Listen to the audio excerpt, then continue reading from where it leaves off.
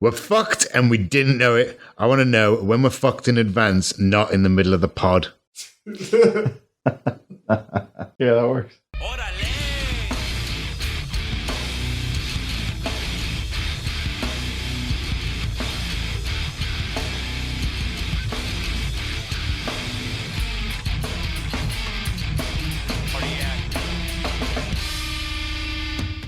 Hello and welcome to BRAAHHHS Chat, a video podcast where we review the best and worst the film industry has to offer, genre by genre. Each episode, we will take it in turns to host and present a film to the group, and every 3 episodes, we will explore a new genre. Will they be good or will they be shit? You will find out in the next 30 minutes or so. At the end of each episode, we will give the film a rating out of 5 and tell you if it's worth picking up the next time you're at your local pound shop. We're halfway through our current genre, which is films about films. I'm your host, Maeve. I'm joined with Mark. Hello. And Kev. How's it going? In this episode, we're going to be talking about Lost in La Mancha. Let's do it. As long as I can remember, I think he was talking about doing Quixote. He believes in Quixote. It's Terry's sort of film, and it mixes all his humour and his fun and his joy and his darkness. It's the best sort of Terry Gilliam. Every film that Terry makes, Terry somehow manifests himself as the characters.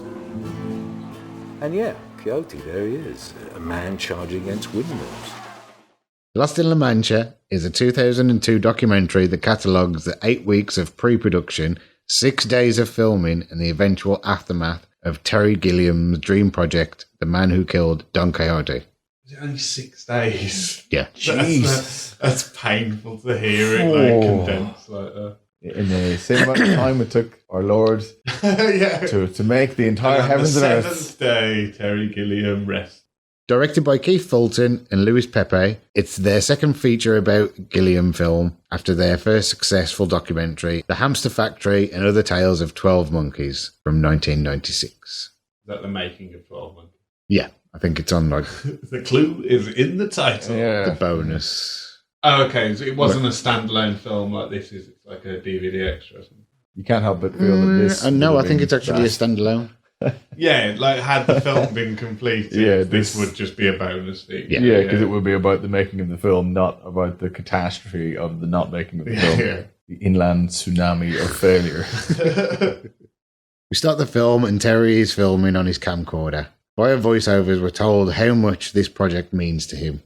Just to jump ahead a little bit, the thing with him constantly using the video camera, it's like because he's doing it all the time, and I just thought it's fine, Terry. They're gonna film all this with proper cameras, mate. You put your camcorder down. Yeah. This isn't one of those jobs where they say must have own tools, must have own van. Yeah. You're a fucking director. In an office, we can see artwork for the proposed scenes as Terry sketches out a storyboard. He's been trying to get this project up and running since 1991. The artwork looked fucking awesome there, like the concept drawings. Yeah, everything in the first half an hour of the film that you see, this is what's going to go into it. I mean, right at the start, when you see Terry standing around admiring what looks like the mashup of what the Americans would call a Renaissance fair and a Slipknot gig. Yeah. All this, like these fantastic costumes, all this pyro, and you're thinking, fuck, I really didn't know much about this film before I'd watched this documentary. I'm like, the sense of regret at this not coming to fruition is more powerful. They tease you with little bits, you're like, this probably would have been so good. Yeah. It's a kick in the dick, that's for sure. We're informed that after several false starts and financial mishaps, Terry is finally in Spain starting pre-production. We see Terry surveying the landscape. There's mention of windmills in a military zone and they could suit what they are looking for. Will this come back to haunt them? Like an F-16 streaking My from the gut skies. says maybe. Madrid, August 2000. A man fashions a hand out of polystyrene, and we're told that Terry has tried several times to produce this film and has decided to produce it in Europe, and it will be one of the most expensive films using solely European funds. But you represent the main bodies of the film that are under work at the moment. This is the first time that we have Senor Gilliam in Spain, and he's here to stay. So there's no excuses for any of us now. If we have any question, we have any doubt, or there's something that we want to know, this is the place to come to. I've said this to a few different people. I don't know if I've said it to everybody, but I do think it's going to be great. I think everybody's got a good sense of humor. Everybody's smart. Everybody's good at their job. And you, with any luck, will protect me from making an utter fool of myself. One thing to say is that, I'll keep demanding all sorts of things, and you've got to scream earlier than later, saying, no, can't do it. 8 weeks before production, Phil Patterson chairs a production meeting. Terry is here, and he's here to stay, and there's no excuses. Any questions, any doubt, or something that they need to know, this is the place to come. There's no excuses, but there are definitely weird Terryism caveats. It's when they sandbag his joke as well. Fuck. It's like, you've all got to stop me getting into trouble. And like the room's just fucking dead. No, you have to stop this getting into trouble. Your title on this production is director. Your job is to fucking stop this getting out of hand. To me, this is the first inkling of fuck you, Python. Terry says it's going to be great. Everyone has a good sense of humour, and everyone's smart and knows their job. With any luck, they'll protect him from making a fool of himself. That's it. That's what they sound like. Yeah. I'll demand all sorts of things, and you'll have to scream out sooner rather than later, no, we can't do it. He's like pushing the blame onto them straight away. If this goes over budget, it's your fault. If I ask for too much, it's your fault. It's like, before we even start the film, know that I am famous and taking zero responsibility. Yep. No one knows who any of you are. Everyone knows who I am. Boxes are unloaded by top men as pre-production continues, while producer Rennie Kleitman and Terry talk about the issue. Rennie? Is it Renee? Rennie. Renee. There'll be no celebrating on this plot, goddammit. No, this film's fucked enough. You get out of here. Take your pointy face with you. Why is there a third? Forbidden. Bridget Jones is pregnant. Why is there a third Bridget Jones film? Why? What did we do? Cash cow. Oh, no. Oh, yeah, like 20 years later. Jesus, yeah, it must be like, fuck that first one. Was that the 90s? Huge Grunt isn't even in this new one. No. Huge grunt. I'm incredibly English. Oh, embarrassing. I'm someone's idea of putting hair on teeth and letting it roam around as if it was a sentient being. Making a film with Terry is like riding a bareback pony, said Phil Patterson, his first assistant director. It's the pony thing inescapable. The horse imagery being so concurrent with Coyote, as Coyote's horse is in and of itself practically a character. Like a knacker doll. Yeah, is that why Patterson went there? Was he just thinking about horses? I've just been wandering around Spain thinking about horses. Giants! Raul and Fernando. Terry is impressed by the size of their hands. Making sure I didn't stumble on that one. Are they actors, or are they just members of the crew who he's gone, oh, take your shirt off? Like, were they just loading shit in the back of a transit van? And he was like, ooh. Just happened to be that curious proportion that they are. Yeah. He was like, oh, fat, hairy men. Yeah, let's... We need fat, hairy men. There's people flicking through copies of the script going, what the fuck? Oh, Terry. He's lost it. This is sign number 2 that Terry is. Not really. He's so happy, though, isn't he? At that point, yeah. Him when he's like filming them. In celebration, Raul gives a striptease. Happy birthday, Mr. Gilliam. Animation time. In a Gilliam style, we are given a brief rundown of Terry's trials and tribulations in his Hollywood career. Is he too big for indie, yet too strange for mainstream? Question. His films are too complicated to be pulled off for indie money, but they're not marketable enough to have a huge audience that would dictate the budget. No one is going to give Terry Gilliam $100 million to make a film. No, and they shouldn't. Not even more. It would be a fucking massive waste of money. The animation proves as well that the less he's got, the better his films are. The more inventive he becomes, yeah. The thing that confuses me about the timeline is they show animation in like a Fear and Loathing style. Like the Ralph Steadman. Yeah, like with Gilliam in the car. Yeah. But then they don't put Fear and Loathing on the timeline. So where does Fear and Loathing fall? Is that like before this? Fear and Loathing was 98. Okay, so it is just slightly before, because this is like August 2000. This is 2000. Yeah. So like, this is late 2000 now. Terry heads out filming his giants. Only Raoul has returned from the original meeting. And that's when he started showing the footage. And he says, this could be the trailer. And he's giggling in the cinema, and everyone else is doing that. Fuck you, Python, straight face. Just wanking. It's not exactly that sound, but that's what it is. That's how I remember it. I am here, you are here, we are all here. Jean Rochefort is the first of the principal actors to be able to schedule a short trip to Madrid for the necessary costume and makeup tests. While in the stables, our first actor arrives, Jean Rochefort. He spent 7 months learning English for the role. He was really into doing the film so much that he went and learned a different language to be in it. At a considerable age. So when you see him when they start doing like the costume stuff, he looks like Terry Gilliam's drawing and stuff, which is always, that's cool to see. That's like you sort of embody his vision of this. The casting is spot on. The actress, Vanessa Paradis, hasn't got a contract. Terry is not pleased. The acoustics are appalling. See? Yeah. We got air conditioning. Is that air conditioning, you think? Yeah, see. Or just stuff to make noise, so we get bad sound? The sound is terrible here. Yeah, I mean, we are enclosed and it's still echoes. Yeah. I mean, that was the first thing we said before when we got here. So this is a warehouse. So I don't know how we do this, because these sets have got to be not that. And there's no other studios. I mean, properly done, proper with everything.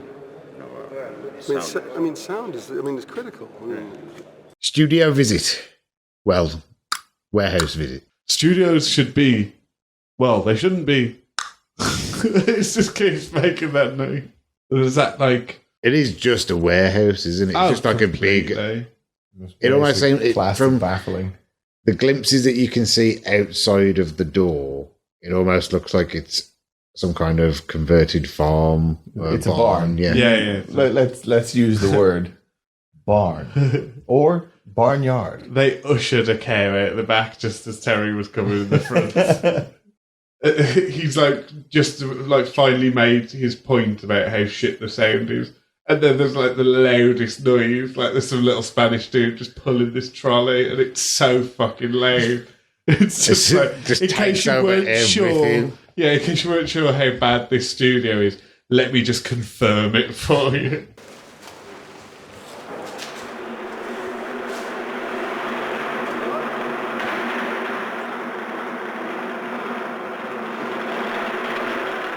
Two weeks ago, and we see more behind the scenes. There's the puppet test where they've constructed suits of armour. It looks awesome. Yeah. Would say we're all painted up. Because they're just the foam models. Because we had seen them earlier on where it's just the still bodies almost. Yeah. But the idea of these human-sized puppets, I think again it's I wish this film would have been made, because I think that would have been an awesome scene. We get a giant costume test as well with Raoul finally returning. Is that where he was explaining that he's going to eat Johnny Depp? Yeah, he's going to take him in his hand and put him in his mouth. Cannibal. The cannibal. Yeah. Everything finally seems to be falling into place. Including a man onto a huge polystyrene hand. Yeah. Is that the polystyrene hand from earlier? Yeah. It's got to be. It is, yeah. But again, they show that clip, and you just like, what the fuck was supposed to be happening there? And they got the big hand and the guy on the rope falling onto it. What was that going to look like in the film? Whose hand was that? That was presumably one of the giant's hands. I would guess that would be for Depp to fall on. It was nowhere near hairy enough to be Raoul's hands. 1 week to go. John Rochefort is out of action. And he's off to see a doctor. Boo. But wait, turn that frown upside down. Who could it be? Is it really? It's Johnny Depp. Oh, favourite. Gilliam turns into a schoolboy and shows off all the script and storyboard. And he's like trying to be cool. It's like he always starts like swearing in front of him, like, I'm gonna say bloody. Hi, Johnny. They celebrate with wine time. More good news. Vanessa Paradis has completed makeup and costume tests, and I'm guessing as well at this point that she's also got a signed contract. We're not told that she No, it's not confirmed. She's just completed the tests at this point. It's like whoever, like the lawyer for the film, turned over, he's like, I got the contract in here, Terry. He was like banging a briefcase when he opens. It was just like an apple core inside. It's fucking money in the bank. Yeah. But what about Jean? He's on a plane, Hey. and it's just a, what was it? And it's just a prostate infection. Thank God. Now, boys and girls, for those of you who aren't familiar, prostate is a part of the male anatomy that would make it particularly difficult for one to sit upon a horse. Oh, that might come into play. I Who knows? don't think so. In a film about a knight. Terry writes it off as panic as Jean tries on his costume. We get one final script read through and we're set for the first day of production. Wow. It already feels like they're doomed, though. Yeah. I don't know whether that's because we know how the film and the story ends, or build it up to It's like watching the Titanic in many ways. You're like, yeah, I know how this one's going to end. Yeah. Day one, and the cast and crew set up for the first take. Terry appears on set and declares, DOS, DOS, director on set. You might as well have just turned up with a sign that says, I'm a bellend. Because... Screams twat. Yeah, it does. Like, I know he's trying to be funny, but that's not one of his best. Does he say that through a loud hiller? Or have I edited that in my head? It's just I think you have. Marching around. I don't think he's got one, CB handset shouting DOS at people. Just need the town crier to be following him around. Yeah. First shot, and it's in the bag. Time for a party. Yeah! The first shot, the first scene, the first shot is opened and done in the can. We the man. The main man. We the main man stand. Next shot. Oh dear. Nothing has been rehearsed. Apparently they had rehearsal, but none of the extras came. So what was the point of the rehearsal? Yeah, it just doesn't make sense. Well, who held the rehearsal as well? If somebody's saying that they had the rehearsal, but nobody turned up. It's just one guy sat in a room going, any minute now, I'll be here.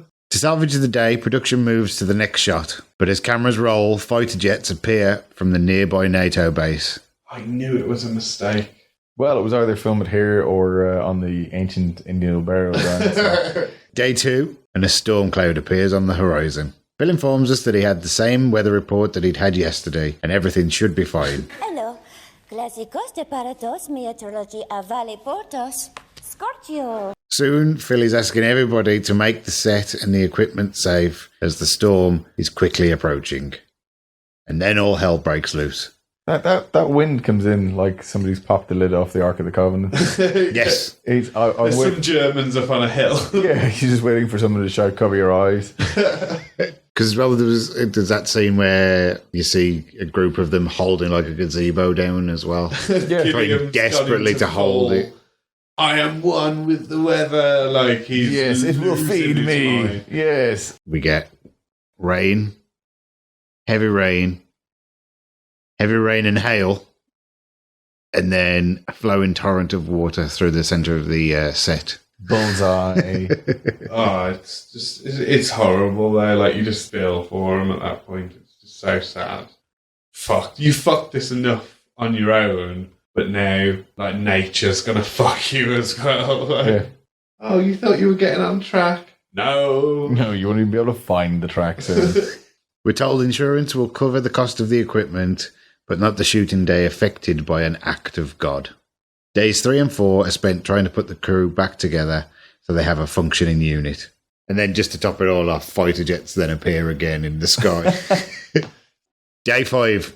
Everything seems to be going quite well until Jean Rochefort is on his horse. Terry and Phil are stressed, and Phil says he's going to contact the French and say that they will refuse to use Rochefort until he is medically cleared. Terry overrules Phil and continues to shoot. Big mistake. At the end of the day, it takes 2 men to carry Rochefort off the horse and to a chair. That's where he looks like Stephen Fry in Blackadder, where like every time he sits down, he's like, "Ah!" Well, that's because of I think it's his prostate infection flaring up. Yeah, like he can't even sit on it. I'm watching his face every time he tries to sit down. Yeah, every time he moves on the horse. Yeah. Phil tries to lift spirits and promises to start making the film next week. Yeah. So I think the next scene must be done over the weekend, from what I'm gathering, because we have like some meetings and then it goes to day 6 where they're talking about like that Phil might have to be sacrificed. Oh yeah, like to the movie producers. Yeah, they've got to be seen to be doing something. But somebody had to go under the bus. But then they don't in the end. Like they don't get rid of him. Do they? He's still there. Yeah, he's still there. Terry's defense is quite steadfast. Yeah. Which is heartening.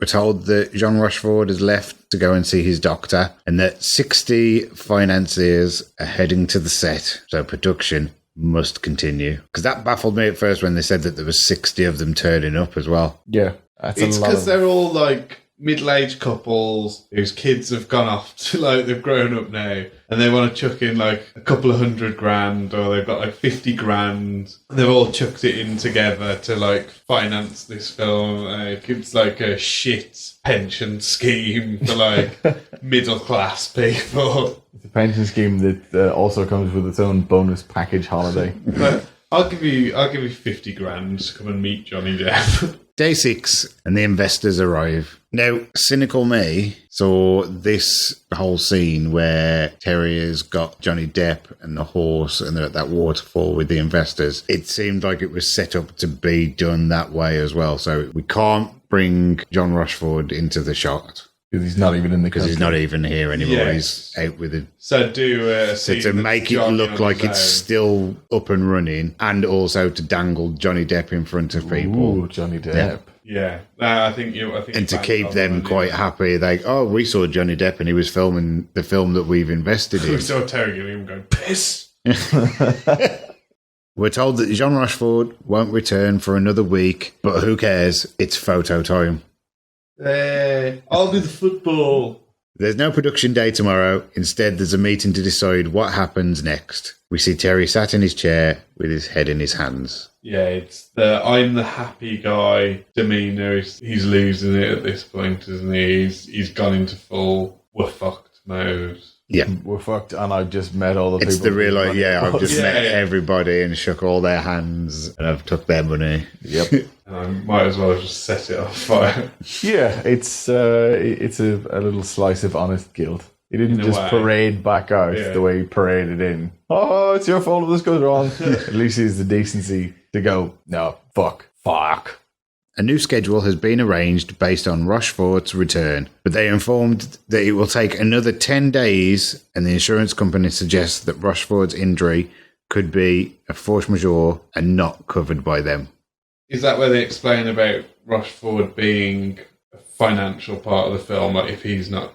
Yeah, because that's why, like, the force majeure thing as well. To keep going, haven't they? Yeah, it's because like it's him. It's Depp, him, Depp, and Gilliam.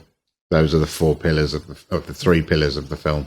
If one of those is not there, they've got to refinance the whole thing. So they have to engage in the fantasy that he's going to get better, returning. Yeah, and some of them are like, no, he's not, and some of them are like, yeah, and quite blatant about it. Yeah, as well. oh yeah, fuck you, Python. FUP. Il y a 1 an et demi, Jean Rochefort m'a appelé pour me dire c'est le plus grand jour de ma vie. Terry Gilliam m'a appelé pour me confier le rôle de Don Quichotte. Le même homme par qui ce film est arrivé, Jean Rochefort, aujourd'hui n'est pas avec nous. Et voilà quelque chose qui nous rappelle la fragilité des entreprises humaines et en particulier cinématographiques. So we have the crew meeting. Production heads are going to reschedule the film and it will be completed. But where's Terry? Hiding right in the corner. Yeah, with the director of photography. That is the tentpole fuck you, Python moment where the guy Mr. Angry at the camera walks up to the camera and goes, I'd just like to ask where the director is. Like, he couldn't wait for them to say, has anyone got any questions? And then when they didn't say, he was like, fuck. Where's that camera? Someone's getting this. We're now in the car park with Terry and Phil. They're like, I think this is where they're dancing around. tempers are frayed as well, it seems. Phil says enough is enough and that he will resign based on the producers not supporting him. We can't make the film, not the film you want to make. I think at that point, everything's pretty much come to a halt. It's almost like I've forgotten about this film. It's like it doesn't exist. It can't exist because if it does exist, it's too painful. In his windy tower block on his pink flip phone, Terry waits to see what the insurers have to say. Rochefort's doctor has informed Terry that Jean has a double herniated disc and would require at least another month of recovery. But at that point, again, we're not even told if he could get back on a horse. No. Is that the Tarantino shot? Yep, let's get a good old look at Terry's feet. Yeah. Look at them feet. All 10 of those gleaming little pinkies waving at you, screaming for your mouth, Quentin. A producer is asked what the state of the film is. Abandoned. We see costumes and sets boxed up and packed away. Terry draws a picture of Don Quixote and tells us that the film exists in his head and that might be the best place for it. But then sadly we don't get to see it. Nope. That's your job, Terry. Yeah. That's no good up there, Terry. Nope. Even like they show like an animation of like a projector going through his head at one point. If that was possible, that would probably be the best thing. Yeah, that would be the most incredible invention. Let's just hook up a projector to Terry Gilliam's psyche. But, Tazzer, if you wanted to be an Imagineer, you should have went to work at fucking Disney. You're a director. You have to make the film. We get a final flashcard that tells us 6 months after the film was abandoned, Terry began a new attempt to make the film with a new investor and intended to buy back his script from the insurance company. Finito. I look forward to seeing it. But this was 2002, and we're now 14 years later, and we haven't even heard of... Because wasn't his last film, was it Dr. Parnassus? The Imaginarium? Yeah. With Heath Ledger. Heath Ledger. I was going to say Heath Ledger. I'm just one man, but I'm the one man band. Right, did you want some trivia? Yep, Trivia time. Tease us with it. Mark, your favourite IMDb.com gave the film what? It's like thinking about it. It's like it's not. I mean, it's an interesting story, but it's not like an amazing film or anything. Like it's just a documentary. It's just a documentary. Yeah. So maybe like a low 6, like a 6.2. 6.2. 6.2. Kev, I'm gonna go with an 8. An 8. An 8. I think because of who he is and because of the respect that film documentary buffs have for their special feature that you mentioned for 12 Monkeys, I think there's more interest. Go on then, hit us with it. Okay, IMDb gave it a 7.4. Ooh. After the failure, the directors were wary of finishing the film, but Gilliam had assured them that somebody had to get something out of the film, and I guess it's going to be you, Per. That's quite cool of him to do that. Like, you know, there might as well be some sort of art made out of this. I think especially... It's pretty well known as a documentary, especially for a documentary for something that doesn't really exist. Yeah.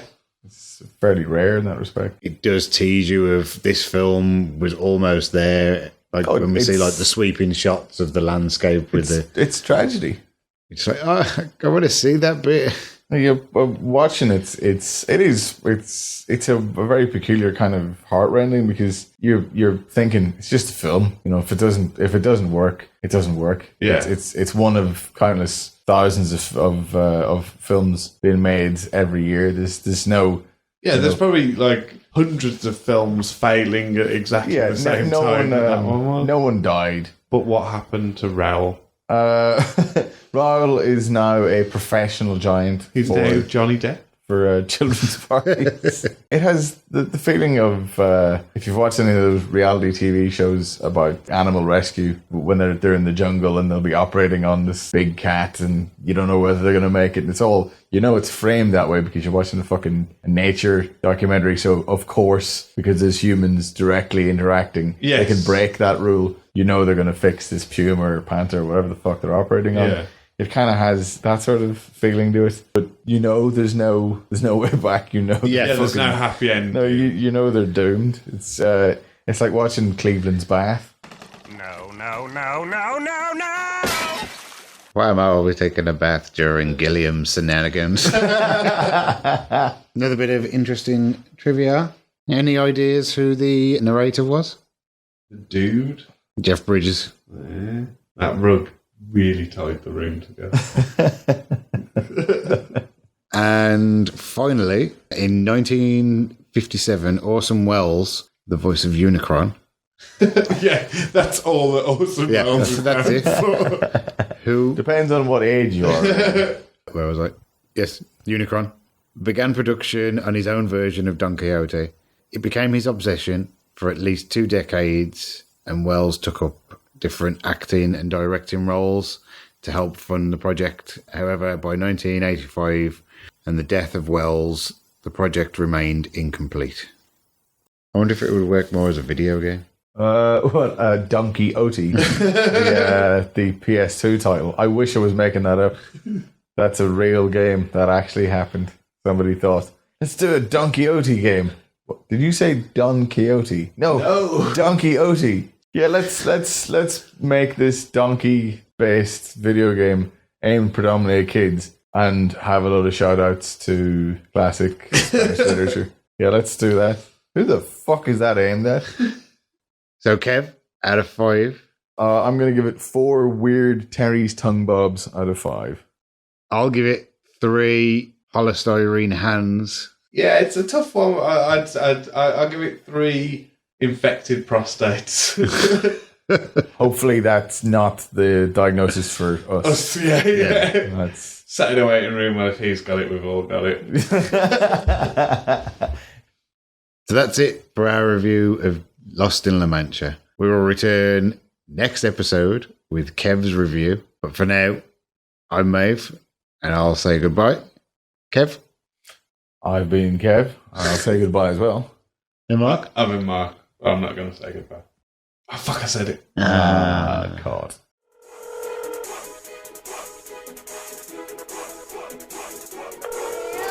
Yo, dog, what's up? I just stabbed a bitch. You stabbed her? I stabbed her. I stabbed her with my dick. Stab her with my dick. Goddamn. Stab her with my dick. Goddamn. Stab her with my dick. Dog, I stab her with my dick. Goddamn. Yo, dog, what's up? I just stabbed a bitch. You stabbed her? I stabbed her. I stab her with my dick. Stab her with my dick. Goddamn. Stab her with my dick. Goddamn. Stab her with my dick. Dog, I stab her with my dick. Goddamn.